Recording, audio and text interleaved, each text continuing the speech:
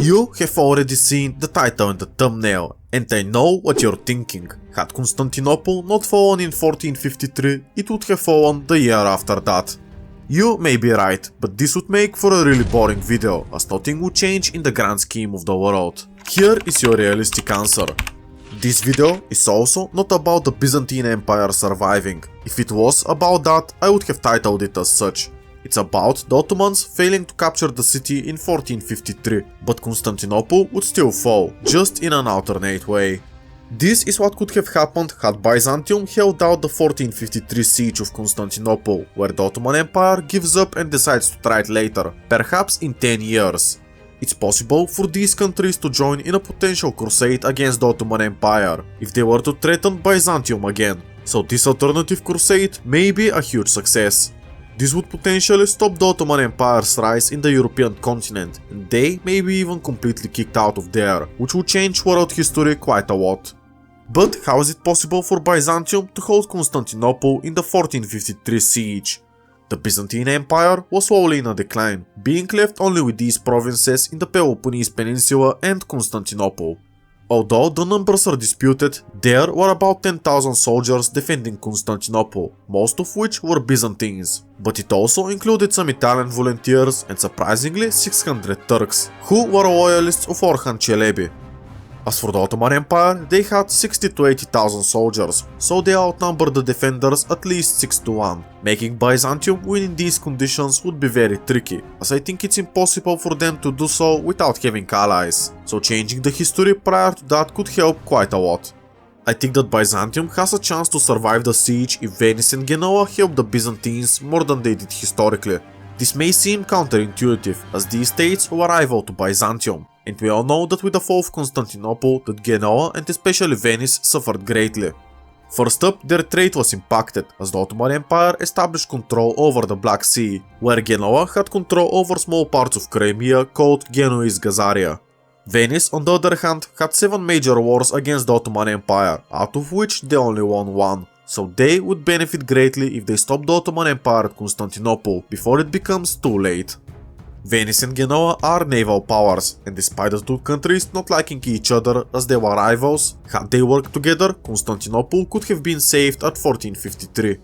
This is perhaps unrealistic, so I would say that Venice and Byzantium were rivals, fighting many wars against each other. In fact, I was in Venice a couple of weeks ago and I took this picture near the San Marco Square. Little did I know that in the bottom left there is a bronze statue that was stolen from Constantinople in 1204. This was when the Fourth Crusade failed and dismantled the Byzantine Empire, forming the Latin Empire.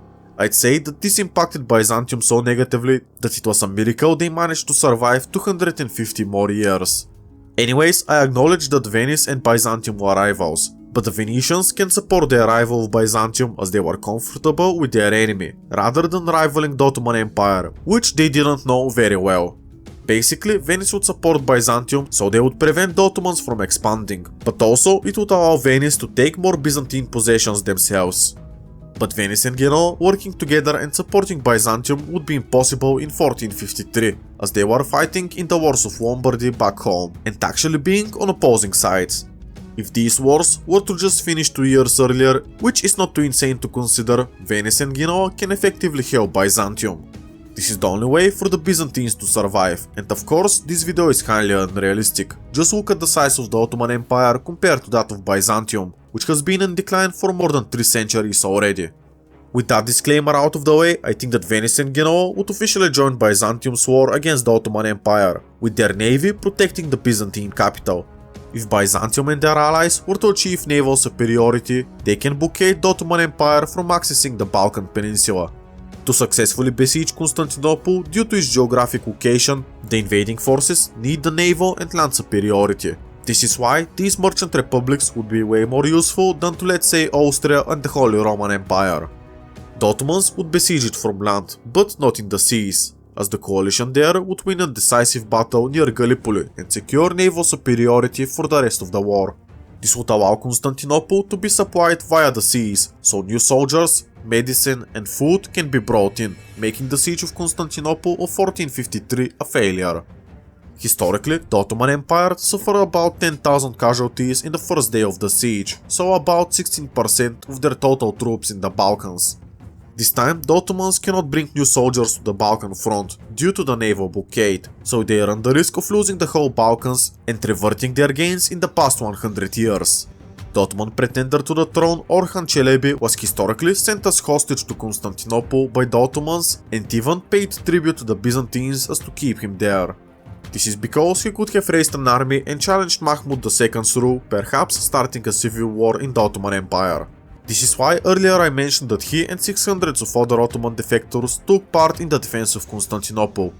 If Orhan Çelebi was somehow escorted out of the city and goes to Edirne, the Ottoman capital city, he can cause a civil war in the Ottoman Empire, greatly straining the Ottoman resources in the Balkans.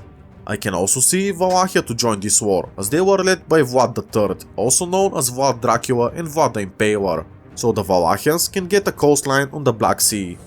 These additional land forces would further threaten the future position of the Ottoman Empire in the Balkans, so I can see a peace treaty to be signed, where the Ottoman Empire would concede defeat. In the peace treaty, Byzantium is likely to regain Gallipoli, so future invasions by the Ottomans would be way more difficult. Venice, as they contributed a lot, would be granted the lands around Varna. This is symbolic, as the Varna crusade of 9 years prior had failed, so now the Venetians can say that it has achieved its goal and would gain a lot of pride. Additionally, Varna has a big lake to the south, making it incredibly easy to defend. The Venetians are masters of the sea, so even if the Ottomans were to besiege Varna in the future, Venice can also resupply it via the seas, the same strategy that prevented Constantinople from falling. Additionally, this is a victory for all of Europe, as the Ottoman Empire's position in the Balkans is vulnerable. This defeat would set back the Ottoman Empire by at least 100 years, and this is very significant, let me tell you why. Historically, what happened after the fall of Constantinople is that the Europeans were surprised that Constantinople had fallen, as it had been Roman for over 1,000 years. Yet the Europeans decided not to do a crusade and restore the Byzantine Empire. The Pope, Nicholas V, wanted to do a crusade and to reclaim the city, as the East-West schism was starting to get fixed, so a union of the churches was possible. The more important reason for the desire for a crusade is to stop the Ottoman Empire's further expansion in Europe and free the Christians under Ottoman rule. The thing is, all of these European major powers were too busy doing something else, so not many accepted the Pope's call for a crusade. France and Britain were busy fighting the 100 Years' War, which technically ended in October 1453, while Constantinople fell in May 1453. This would mean that if the capture of Constantinople happened just a year after, maybe France and Britain can spare something as to participate in the Pope's call for a crusade. This is not too likely to happen, but the odds are better if the fall is delayed by just a year.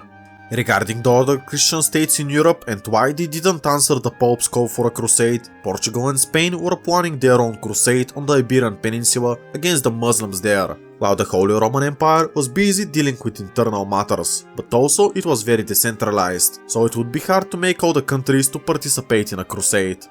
With the fall of Constantinople, the Holy Roman Empire would also become the true successor of the Roman Empire, so it's not exactly in their best interest to help and reclaim Constantinople. Unlike in Europa Universalis IV, the Byzantines cannot just unite the churches and go Catholic to secure more countries to join their crusade, for the reasons I just described. An end to the East-West schism would definitely be beneficial, but not by 1453, as it's already too late for that. The only Christian European major powers that could have participated in a possible crusade were Hungary, Poland and Lithuania. The only problem is that these countries tried to do a crusade just 9 years earlier in 1444, and it ended in a brutal failure. Militarily speaking, it wasn't a big disaster, but both Poland and Hungary lost their king, which was Władysław III, breaking the personal union between the two countries. This was also a big blow to Poland and Hungary, so they won't be looking to join a crusade 9 years after this disastrous event. This is why my claim on if Constantinople managed to hold out for about 10 more years before it fell, potentially France and Britain would decide to join the crusade with small forces, while the memory of the previous crusade at Varna would be forgotten by Poland and Hungary, making them also want to join. I say 10 years as of course the Ottoman Empire would try to reconquer Constantinople again, but it can potentially take 10 more years to prepare again, so they might try again in 1463, after they failed in 1453. If that were to happen and Byzantium were to be threatened, the Pope can call for a potential crusade to help Byzantium against the Ottoman Empire. As I said, all of these countries would participate in a future crusade against the Ottomans. With the power of hindsight, we know that this would be a good idea, as the Ottoman Empire was on the rise and nearly conquered Vienna. Even if I'm wrong on how Byzantium could have survived the 1453 siege, these coalitions wouldn't change. So if the Byzantines held out the city on their own, by the time the Ottomans can try for a second time, most likely the Europeans would do a crusade against them. The Ottomans picked the perfect time to strike Constantinople, close to after the conclusion of the failed Varna Crusade of 1444, as Mehmed II knew that he can get away with annexing Constantinople, as the Europeans were too busy dealing with internal affairs and fighting wars against each other. One alternative way that Constantinople could have survived is if Byzantium transferred control of the city of the world's desire to Venice, bringing them into the war. This is highly unlikely, as not much of the Byzantine Empire would remain after that, as they would have to give up their capital city, but also arguably the most important city in the world, for free. The idea may sound insane, but this exactly is what happened to Thessaloniki. In June 1422, the Ottomans invaded it, so in September 1423 the Byzantines transferred the city to Venice, bringing them into the war. If Venice were to win in this war, they would get to keep the city, but this didn't happen, so the Ottomans got Thessaloniki. This is just one really interesting alternative that is even more unrealistic. That being said, Constantinople has survived and the Byzantine Empire gets to live for another day, but this is by far not the end of the video. I said that this video is not about Byzantium surviving, as the country was in deep trouble. Their vast resources went towards fighting Constantinople, and the Byzantines may find themselves bankrupt after the war, potentially selling their Peloponnese holdings to Venice. The Venetians would take a lot of pride in their victory, as they prevented the spread of Islam to Europe. That being said, it's not all good news for the Byzantines, so they would have it a lot worse, as they are only a shadow of their former glory, and many in Europe would question if it's even worth keeping them around. No matter if they sell their Peloponnese holdings to Venice, the Byzantines would be a lot weaker, so if another siege of Constantinople were to be initiated, the Ottomans would for sure win. As such, some would think that the Byzantines are more of a burden than they are really worth. I want to nuke the fridge with this scenario, so I'll do something really interesting, but I also think it really does make sense. There is a possibility of Venice taking Constantinople by force, finally ending the Byzantine Empire. This would actually be supported by the Pope and his allies for two main reasons. The first, as I said, Byzantium couldn't defend itself anymore, and Constantinople being as important as it is, the Europeans would want a stronger Christian country to have it, so they can blockade the Ottomans and prevent the spread of Islam. Of course, there would be many willing to be the ones to control Constantinople, but Venice makes the most sense. They had already established an effective alliance with the Pope, and them and Genoa were the only ones to accept the Pope's call for a crusade in this alternate timeline. Out of the two, Venice is definitely the strongest and has more territories near the city, so they're a better pick over Genoa. The second reason as to why Venice could get the Pope's blessing to take the city of the world's desire is because they're Catholic. The Pope would really love to end the East-West schism, and it would be believed that by a Catholic country taking over Constantinople, the Orthodox world would simply return back to the Pope. As such, Venice could be useful in that regard. Of course, we all know that this wouldn't happen exactly like that, as historically, Muscovy is likely to claim the title of protectors of the Orthodox world and say that Muscovy is the third Rome. But this is because we know what would happen, as we have the power of hindsight.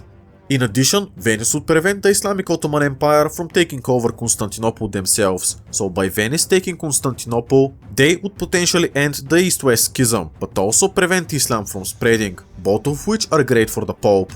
This is why I can see the Pope allowing Venice to expand, as to the discontent of many, if not all, European countries. While this is great news for a Venetian nationalist like me, historically the League of the Cambrii formed against Venice, which included all of these countries in a coalition to weaken Venice's presence in Italy. While it was initially successful, soon the size changed, so Venice did come out on top of it. Thing is that with them getting Constantinople, more of their rival countries would want to cut them down in size. With the support of the Pope, I can see the Holy League, including all of these countries, to stand up to France and their allies in this war. This means that while Venice would expand, they would get away with it due to the Pope's support, but also have powerful allies. France and Spain historically wanted to dominate the Italian states, but with this alliance, this may be prevented. In 1497 to 1499, however, all would go terribly for Venice. Vasco da Gama's voyage just found a new sea route to India, which destroyed the Venetian monopoly. A great source of revenue would disappear for the Venetians, and the marching vessels that they used made it more difficult to establish colonies of their own. As such, Venice would either need to go very unhistorical and establish colonies outside of the Mediterranean, or they can do what they do best and bully the Balkans and expand there as well. As to substitute the deficit that Venice would find themselves in, they can perhaps invade other countries and make them tributary states. One such state can be Albania, which has close ties with Venice, due to the Venetians protecting Albania from foreign invasions. In 1459, the Ottoman Empire historically invaded and conquered the Serbian despotate, but due to their defeat at Constantinople, this would be delayed by a decade or two. If this eventually still happens, Serbia can potentially ask Venice for help, in exchange for Serbia becoming a tributary state. In case of a victory, the Venetians can also expand Serbia, as this would mean that Venice would get more revenue from the country. Stefan Tomašević was at the time both the despot of Serbia and king of Bosnia, so if he were to accept this deal by Venice, the Serbian people would never be subjugated by the Ottoman Empire for centuries to come. Considering the military strength of Venice, their allies and the naval superiority, I think that they can easily still win. This is all because the Venetian navy would establish an effective blockade over the Balkans, so the Ottomans would be forced to use Bulgarian manpower, which would radicalize the Bulgarians further. An advantage of Venice is that the Ottoman capital city of Edirne would be right on their doorstep, next to Gallipoli and Constantinople, making its capture a lot easier. For the sake of this video, I would say that Venice and friends are victorious, as the Ottoman Empire never became the beast they once were in our timeline. In the peace treaty, I can see Venice retaking Thessaloniki, which was briefly Venetian in 1423 as I said earlier. Serbia would be allowed to take parts of Macedonia, and Serbia, Bosnia and Albania would become tributary states of Venice. The Venetians may have lost their spice trade due to the discovery of a sea route to India, but they would find another ways to make money, which is by subjugating countries. The rivalry between Venice and the Ottoman Empire would be one spanning over decades, so in another war between the Ottoman Empire and Venice, the Venetians can liberate the Bulgarians, as they would besiege for the final time the Ottoman capital city of Edirne. I can see Venice also forming a Greek tributary state, so this is how Venice would look like together with their subjects and vassals. As for the Venetian legacy, they would be hailed as heroes by some countries, as they single-handedly managed to reconquer the Balkans and free the Christians who would be forced to convert to Catholic over time. The Ottoman Empire would focus on the Mamluks for now, and most likely would never step foot again in the European continent, so the world would be changed quite a lot if a more powerful country than Byzantium took Constantinople instead. As for Venice, they would be the real winners of this scenario. Their subjects in the Balkans would be made in such a way that one is not too powerful, and if one decides to rebel, the others would have a reason to help Venice, as they would gain more land. For example, if Serbia rebels, Bulgaria can be granted Macedonia if they help, with Albania getting Kosovo. If Greece rebels, Serbia and Bulgaria can be granted land. If Bulgaria rebels, Greece would gain Bulgarian land for their support. Unless all of these countries rebel all at once, which is really unlikely to happen, the Venetian control over the Balkans would solidify, and with the Pope as an ally, the Venetian dominance would remain present for a while. Still, Venice was in the decline in the 16th century historically, which can now be more delayed by one or more centuries due to their successes. When the Venetian Republic inevitably collapses in 1797, all of their subjects would get freed, changing the European dynamics quite a lot. Check the video on the screen if you want to see a video about Russia restoring the Byzantine Empire in 1790. Thank you for watching and I hope to see you there. Goodbye.